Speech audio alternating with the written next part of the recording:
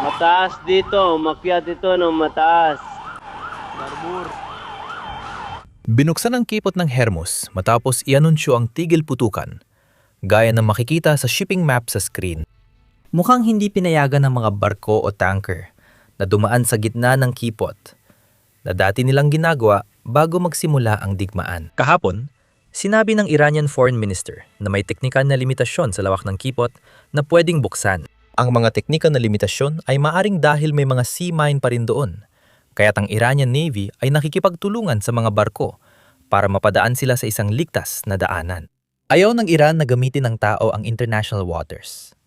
Gusto nilang idaan sa sarili nilang teritoryo para mas makontrol ang pumapasok at lumalabas. Ngayon, dahil karamihan sa mga kipot ay di pa magamit, mukhang hindi pa rin bumabalik sa normal ang trapiko gaya bago ang digmaan. May 20 barko pa rin kada araw, mas marami kaysa 3 barko bago ang tigil putukan. Pero hindi pa rin kasing dami ng dati. Ngayon, sa kasamaang palad, ang pinakamalaking panganib ay baka pati ang 20 barko kada araw na trapiko ay mawala na rin sa lalong panahon. Kita mo, may tigil putukan sa pagitan ng Estados Unidos, Iran at Israel. Pero isa sa mga mas malalaking problema na kinakaharap ng Iran ay mukhang hindi nakikinig ang kanilang militar sa mga pangunahing leader. Baka hindi pa naipaparating ang mensahe sa pinakailalim ng chain of command, lalo na sa mga komande ng militar na namamahala sa autonomous na unit na may ballistic missile. Ilang minuto lang matapos ianunsyo ang tigil putukan kahapon, nagpaputok agad ng mga ballistic missile ang Iran papuntang Israel. Tingnan mo.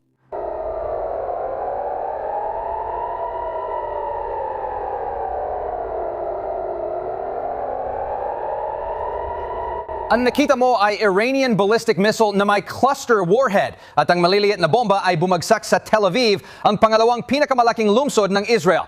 Nangyari ito matapos i-anunsyo ni Pangulong Trump ang tigil putukan at sabihing kailangan ng oras bago maisa katuparan ang kasunduan.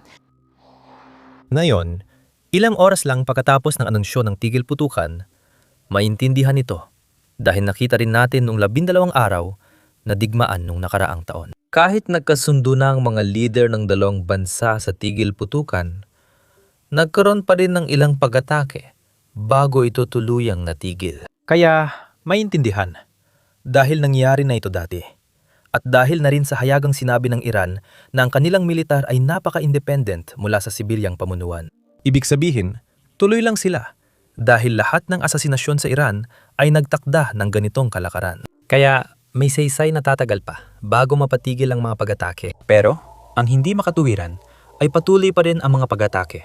Mahigit 14 na oras matapos ang anunsyo ng tigil putukan. Hindi lang Israel ang inaatake, pati mga bansa sa Gulpo. At yung iba sa kanila, bumabalik na ngayon. Hindi natin ito nakita noong digmaan. Pero ngayon, kitang-kita natin sa tigil putukan.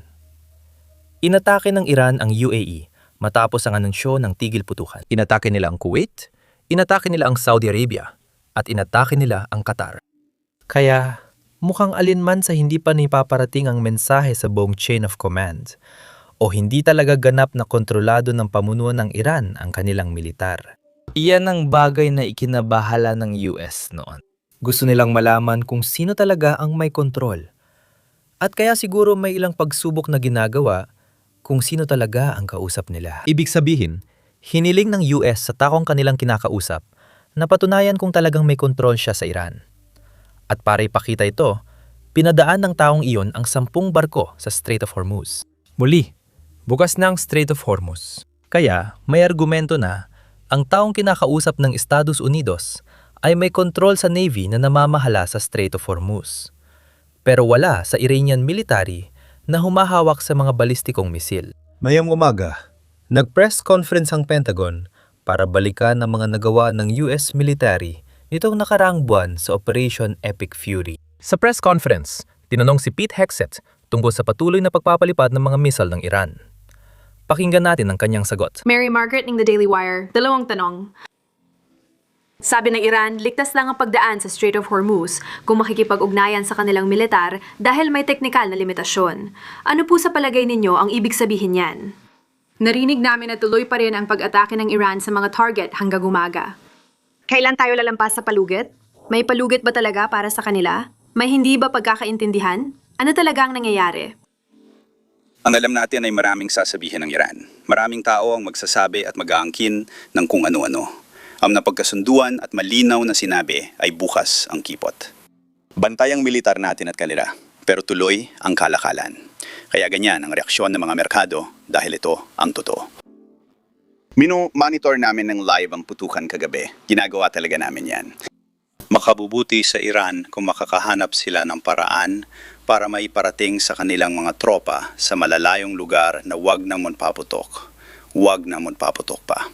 One way na pag-atake o misil dahil minsan matagal bago magkabisa ang tigil putukan. Binabantayan namin ito at handa kung kailangan, pero naniniwala kaming magtatagal ito. Ngayon, dito na nagiging mas magulo ang mga bagay. Kagabi, nagkaroon ng pag-atake sa isang refinery ng Iran sa isla ng Levant sa Iran. Malinaw na malaking bagay ang pag-ataking ito.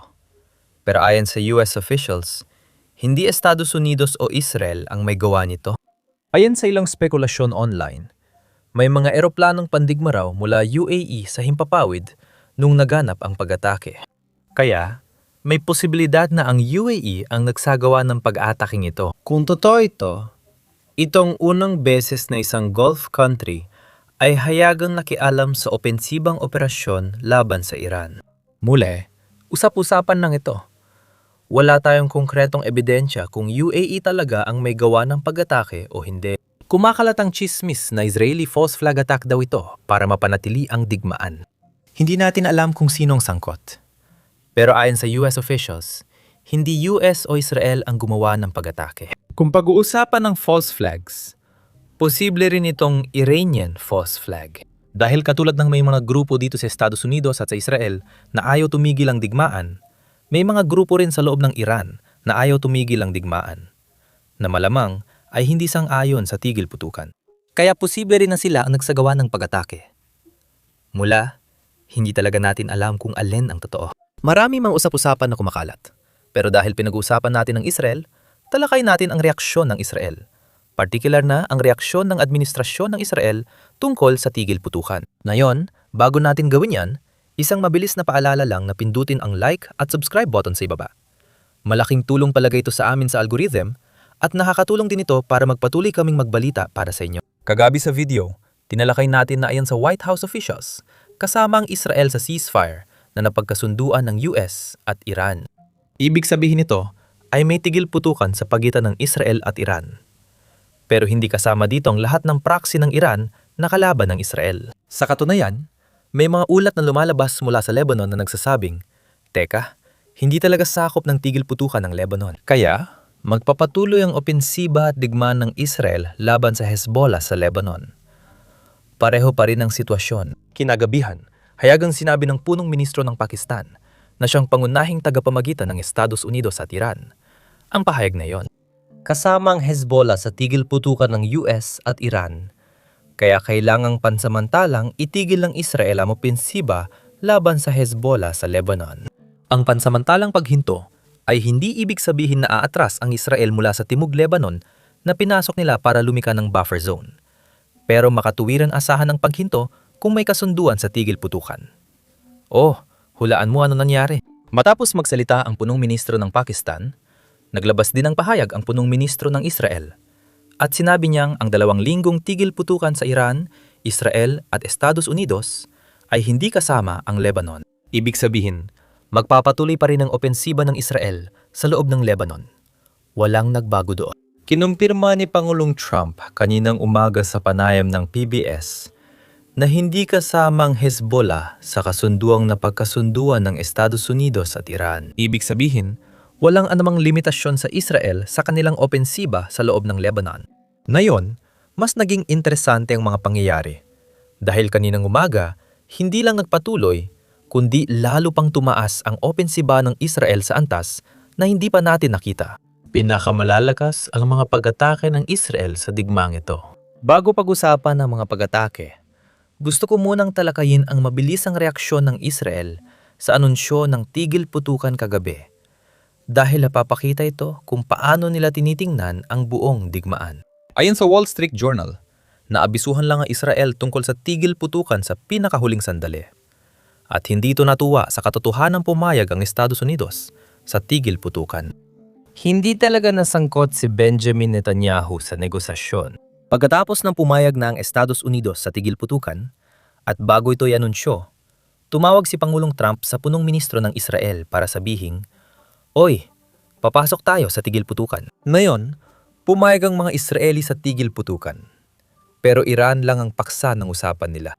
Malinaw nilang sinabi na magkaibang Iran at Lebanon, kaya hindi kasamang Lebanon sa kasunduang ito. Dahil dito, ngayong umaga nagsagawa ang Israel ng pinakamatinding kampanya ng airstrike sa Beirut sa buong digmaan. Ngayon lang natin naranasan ito mula nang magsimula ang digmaan. Halos 100 airstrike ng Israel sa loob ng wala pang 10 minuto. Mukhang dahil sa airstrike na ito, bumabagsak na ang tigil putukan. Sinasabi na ngayon ng state media ng Iran na magwi-withdraw sila mula sa kasunduan ng tigil putukan at bukod pa ron, tatanggihan nilang dumalo sa personal na pagpupulong na dapat sana'y magaganap na yung Biyernes sa Pakistan dahil sa mga pag-atake na nangyayari sa Lebanon. Sa madaling salita, nananawagan ng Iran na itigil na ang mga pag-atake. Bukod dito, ayon sa parehong state media, isinara ng Iran ang pagdaan ng mga oil tankers sa kipot ng Hormuz. May iba pang mga bagay na dinadala rin sa Strait ng Hormuz. Kaya iniisip ko na tuloy pa rin yon. O baka hindi lang nila nilinaw kung ano talaga ang tinutukoy nila. Pero gayon pa man, ang mga oil tanker pa rin ang bumubuo sa karamihan ng trapiko papasok at palabas ng Strait ng Hormuz. Kaya, kung isasaalang-alang na sinasabi na ngayon ng Iran na isasara nila ito, ibig sabihin nito na parang namamatay na agad ang tigil putukan sa loob lang ng 12 oras. Heto pa ang ibang detalye. Magandang umaga, narito ang breaking news. Ayon sa state media, pinahinto ng Iran ang pagdaan ng mga oil tanker sa Strait ng Hormuz matapos ang pag-atake ng Israel sa Hezbollah sa Lebanon. Kanina may 2 barko na katawid dito pero ayon sa state media, muli nang hinaharangan ng mga Iranian ang pagdaan sa Strait. Kausap ko lang sa telepono ang mataas na opisyal ng Israel na nagbabala sa aksyon ng mga Iranian. Sabi niya, ilang oras pa lang mula nang magsimula ang tigil putukan. Ipinapakita ng mga Iranian na ginagamit nila ang control sa Strait para mag-pressure sa global na kalakalan ng enerhiya. At nangyari rin ito matapos ang mga ulat kagabi na nagsasabing inatake ng Iran ang east-to-west oil pipeline ng Saudi Arabia at may malaking pinsala na kasalukuyang inaalam. Mahalaga ito dahil ito lang ang daan ng pag-export ng krudong langis ng Saudi. Habang pinipressure ng mga Iranian ang kipot, sinusubukan nilang gamitin ito para maglagay ng pressure sa pandaigdigang pag-export ng enerhiya. Ngayon, para maintindihan kung bakit ganito ang asal ng Iran ngayon, kailangan nating balikan at tingnan kung paano nakarating ang Iran sa kinalalagyan nito ngayon. Hindi lang ibig sabihin na bumalik tayo sa 1979 nung nagkaroon ng Islamic Revolution. Kailangan nating balikan ang panahon ng dinastiyang Qajar sa Iran noong ika-19 na siglo para makita kung paano nakakaapekto pa rin ang mga desisyong ginawa ng nagharing uri noon sa Iran ngayon. Oh, hulaan mo? Iyan din ang ginagawa namin sa podcast naming may ilang bahagi na kakalabas lang ngayon. Kaya kung isa ka sa mga interesado sa kasaysayan ng Iran at kung paano tayo napunta sa kinalalagyan natin na yon, siguradong pakinggan mo ito. Mapapanood mo ito sa pamamagitan ng pag-click sa mga link sa description o pwede mo ring panuurin ito sa pamamagitan ng pag-click sa end screen sa iyong screen. Basta i-click mo lang ang video na nasa screen mo.